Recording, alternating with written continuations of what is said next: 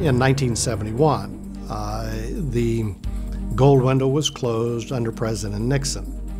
What was happening at that time was a significant amount of inflation.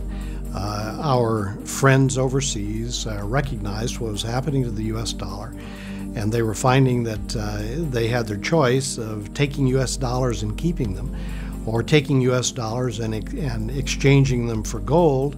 Problem with the United States dollar is that it was so strong and so good for so long.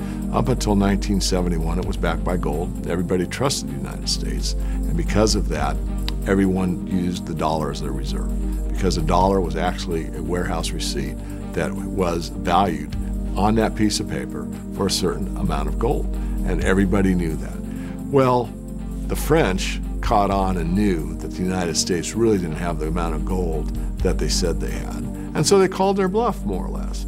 They said, okay, this is what this receipt says.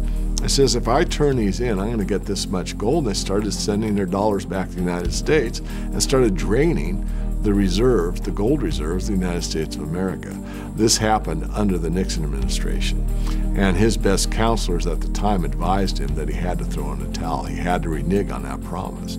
So in August of 1971, Nixon said, I'm closing the gold window. We are no longer honoring the dollar based upon the gold standard. Well, when you keep your assets in U.S. dollars, you're keeping your assets in an entity that fluctuates in value based upon the whims and indeed the psychoses of the politicians that control its value. What is the dollar? But it's a liability of the U.S. government, and it's increasingly going to be recognized in the future the U.S. government is bankrupt. So it's foolish to keep your assets in the liability of a bankrupt entity. So U.S. people, whether they're earning now or particularly if they're retired or looking ahead to retirement, I mean, in my view, they've got to hedge against that dollar. They've got to hedge. And there's essentially two ways to hedge. One is in currencies and one is in gold.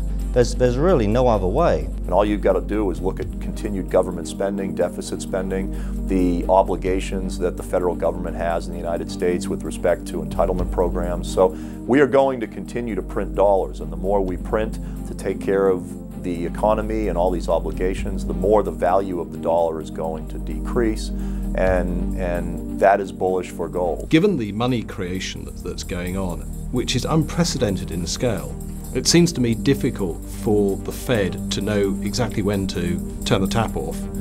And by the time it does so, I think it will have created so much extra liquidity and money that we will have an inflation, not just in certain asset prices, but certainly in the price of goods reflected in higher inflation numbers on the CPI. And that type of environment, I believe, will be extremely friendly to gold.